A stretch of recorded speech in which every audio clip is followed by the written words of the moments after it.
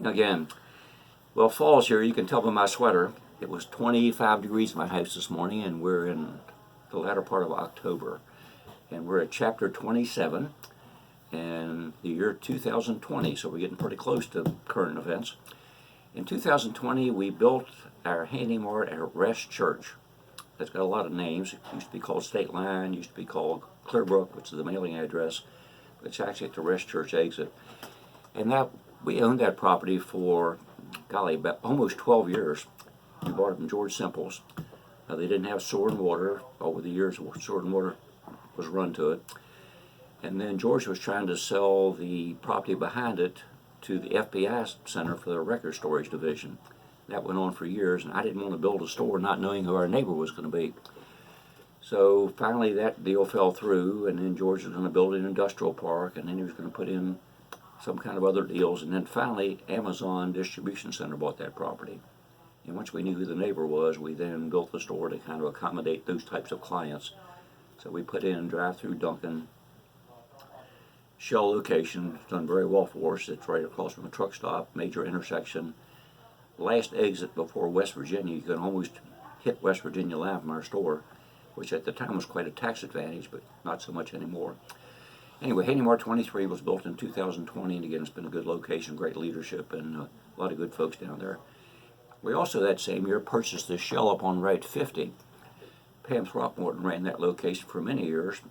We ended up buying half of it some number of years before that, maybe 4 or 5, and then she finally wanted to retire, and we bought the rest of that store. And we've run it and we've leased it back and forth, but it's a good location. It's a big 2-story building, a restaurant upstairs, a restaurant cooking facility downstairs. We haven't quite got the right combination there yet, but right next to our Exxon station, which is kind of nice. So we have 2 locations next door to each other.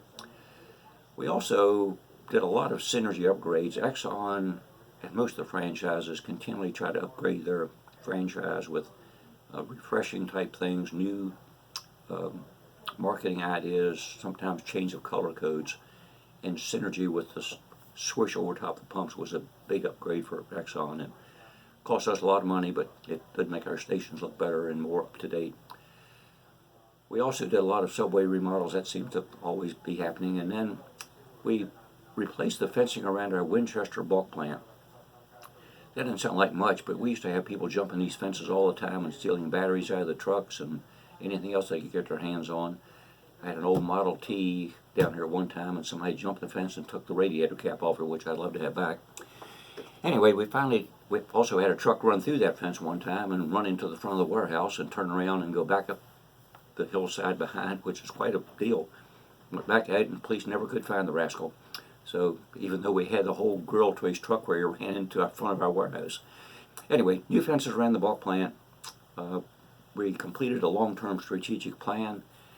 We're trying to live in the future all the time. You can't live in the past, and we're always looking at ways we can be more competitive or more different than some of our competitors so that we can attract customers and also attract good folks. So that was just about everything we did in 2020. We're always buying vehicles and so forth, but fall's here. I want to thank you all for all your hard work. We have gotten through the summer and all the holidays, it seems like. A couple are still coming up, Thanksgiving being one. And we appreciate your all sacrificing, coming in on holidays and working and keeping our place going. We're also in the heating oil business right now, so our truck drivers and burner service folks are really busy, and our tractor trailer drivers and our lubricant people. So it's a busy time of the year. And I've told you many times we can't run these places without you, so we really do appreciate your dedication and hard work. We wish you all the best, and Thanksgiving is coming up, so happy Thanksgiving. My wife's got a little crocheted pillow that says, when I count my blessings, I count you twice. So I count each of you all twice. Thank you very much.